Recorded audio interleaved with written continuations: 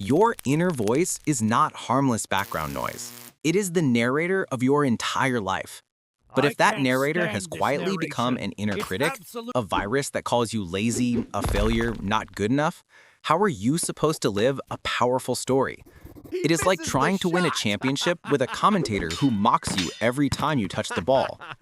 Most people think they are fighting the outside world, bills, deadlines, responsibilities, other people's opinions. In reality, they are losing a much quieter war, the internal negotiation. You say you want to change, and your own thoughts answer back with sarcasm and doubt. Every word you use on yourself either builds you or breaks you. There is no neutral. Here is the core thesis. Self-belief is not a mood you wake up with. It is a system you build. If your inner language is a virus, then you need a firewall. Today, we are going to install a reprogramming firewall, 3 protocols that will let you rewrite your internal narrator, upgrade your identity script, and slowly turn that inner critic into an inner coach that actually wants you to win. Your life is built on how often you keep promises to yourself. Every time you say, "I'll get up at 6," and then hit snooze 3 times, you send your brain a message, "We do not mean what we say." Every time you promise no phone until after work and then roll over and start scrolling, you are not just wasting time. You are tearing a tiny hole in self-trust. Multiply that by hundreds of mornings, and your nervous system stops taking you seriously. When that trust collapses, your goals start to look fake even to you. You question your plans, you delay decisions, you quietly downgrade your dreams because some part of you no longer believes you will follow through. That's when self-sabotage becomes automatic. Your brain protects you from disappointment by convincing you not to try. On top of that, your inner language has been programmed by repetition. Maybe it was a parent, a teacher, a past relationship, or years of your own harsh self-talk. The brain does not care what is objectively true. It cares what it hears over and over. If I'm not enough, I always ruin it, or I'm just this kind of person, are the lines that get replayed. Your brain wires itself around them. Your reality bends to match the script. Discipline is not the core issue here. Identity is. You cannot out-hustle a story where you are always the one who fails. So the work is not just behavioral, it is narrative. You have to change the story by changing what you repeatedly say to yourself, out loud, on paper, and in your head, until your brain has no choice but to update its model of who you are. Protocol 1 is the micro-promise system, rebuilding trust from the ground up, one tiny kept promise at a time. All the impressive habits people talk about, waking up early, working out, reading, eating clean, are really just expressions of one core skill, keeping your word to yourself. That's the ultimate habit. You start small on purpose, not because you are weak, but because your nervous system needs a win streak. You choose promises so easy they almost feel silly, like no checking your phone before a set time, like 9 or 10 a.m. Drink a full bottle of water before your first coffee. Make your bed as soon as you stand up. Individually, these look trivial, but they're not about the action, they're about the message. Making your bed is your first micro win of the day. It tells your brain, when we say we'll do something, we do it. Drinking water before coffee tells your body we care about function, not just stimulation. Delaying your phone says our attention belongs to us first, not to the algorithm. Every kept micro-promise is a small deposit into your self-trust account. At first, you may barely feel it, but over days and weeks, you begin to walk differently. You ask less, "Can I trust myself?" and more, "What am I choosing today?" That is inner gravity forming, the invisible pull toward actions that match your best self. Once you have enough proof stacked up, you no longer need to hype yourself up in order to move. Your actions start chasing your new identity because your brain now expects you to follow through. The virus of "I never stick with anything" gets overwritten by evidence that says, "Actually, we do." Protocol 2 goes after the virus directly, the narrator transfer. You cannot speak to yourself like an enemy and then be surprised when you feel unsupported. The first rule is brutal but simple. Stop talking to yourself in a way you would never talk to your closest friend.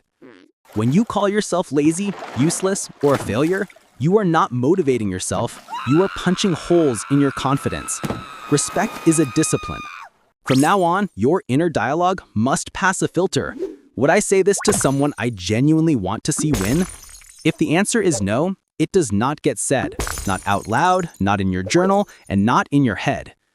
You replace self-attacks with coaching language. Instead of, why do I always fail? You say, we missed today, we're back tomorrow. Instead of, I'm so behind, you say, I'm not where I want to be yet, but I'm still in the game. You are not pretending everything is fine, you are choosing words that keep you moving instead of words that paralyze you. Journaling becomes your mental detox chamber. You are not trying to write something profound, you are dumping the mental garbage onto paper. The doubts, the anger, the fear, the loops you're tired of. Writing forces your vague thoughts into clear sentences. At the top of the page, everything feels messy and emotional. By the bottom, the knot is looser. It often feels like you just argued with yourself, and for once, the part of you that wants better actually won. Then you add identity affirmations, not as magic spells, but as instructions. Each morning, write 1 or 2 sentences that describe who you are choosing to be today. I'm someone who finishes what I start. I'm someone who protects my focus. Your brain begins to defend that identity. When you deviate, you feel it. That friction is not guilt. It's your system saying, this is not like us anymore. Protocol 3 is the identity ceiling update, raising the level your life is allowed to reach. Your reality expands or shrinks to match what you believe you deserve and can sustain.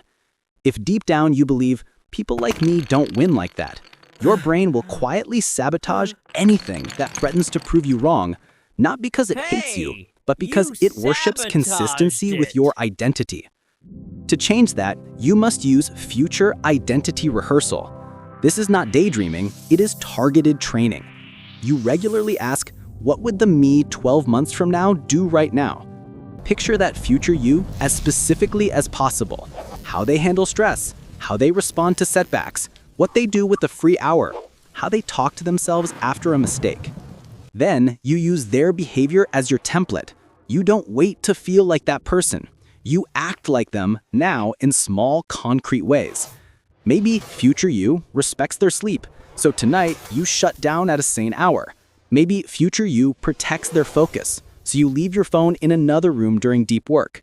Every time you choose the action that matches future you instead of current comfort, you are lowering a new identity into place. Repetition is the wiring tool. Your brain is built to stay consistent with the story it believes. Train it till you believe it is the rule. You repeat the new identity statements, you act them out in micro ways, and over time, the story shifts from, I'm trying to be this person, to, this is just who I am now. When your identity ceiling rises, your results change almost automatically. Opportunities you used to sabotage start to stick. Habits you used to drop become your new baseline. You stop chasing outcomes as if they are running away from you and start noticing they are being pulled toward the person you've been rehearsing every day. Real discipline is not endless self-punishment. It's the calm that comes from no longer arguing with yourself all day.